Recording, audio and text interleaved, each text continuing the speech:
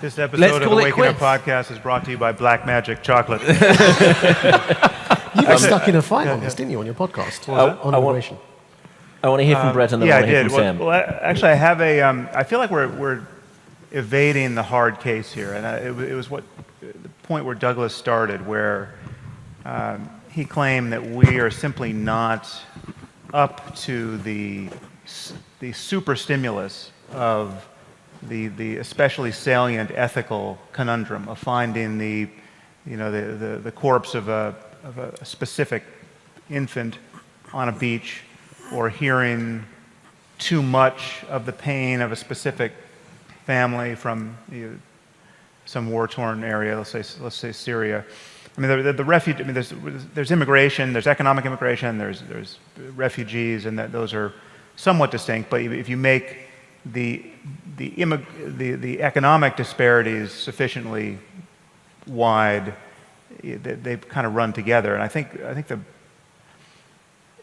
it's hard to totally defend, in pragmatic terms, it's hard to defend those who are calling for open borders. But in ethical terms, I see their point, because we're living more and more in one world. And we want to live more and more in one world. We should want to live more and more in one world. We have problems, long-term problems, that can only be solved by thinking as a single species on a single planet, right? Nation states are not the end game for us as a species. And whether we ever get to something like a world government, we have to recognize the ultimate untenability of living within our borders as though we could solve every human problem by just being selfish up to the political boundary between, where one line was drawn on a map. And we know, I think all of us know, when we take the time to think about it, that we can't justify the ethical disparities in this world with respect to the variable of luck. I mean, some people are incredibly lucky to be born where they're born, when they're born, and some people are incredibly unlucky. And we're all very, very lucky not to have been born yesterday in Syria or 10 years ago in Syria.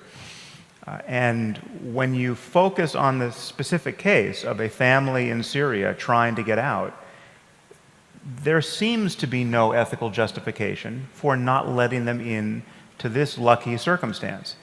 Now, when you pair that untenability with this other fact that the problem is not the problem we're talking about with respect to jihadism and a clash of civilizations and the differences between cultures, the problem is not the color of people's skin or the language they speak or where they came from or the food they like or the music they produce.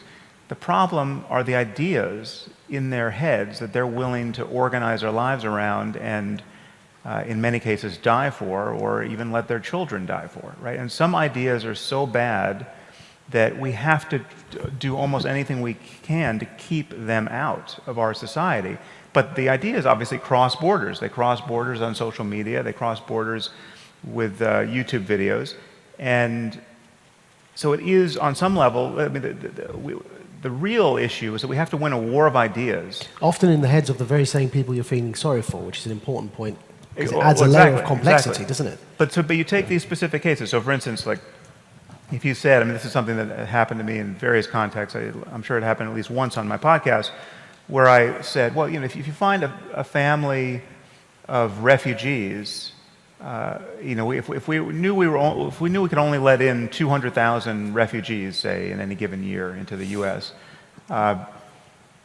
to learn that this set of 100,000 refugees were all Christians coming from these war-torn areas in the Middle East or in sub-Saharan Africa, well, that would be relevant information. Insofar as we could actually know that they're Christians, that would be good news, because what we're worried about now at this moment in history are the jihadists we might be inadvertently importing.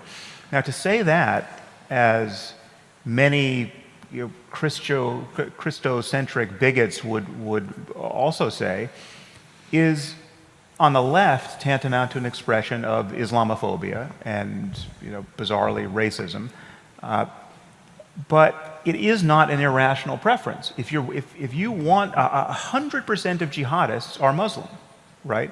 To not admit that is to be just tongue-tied by your own masochism and white guilt, and to have been browbeaten by people arguing in bad faith.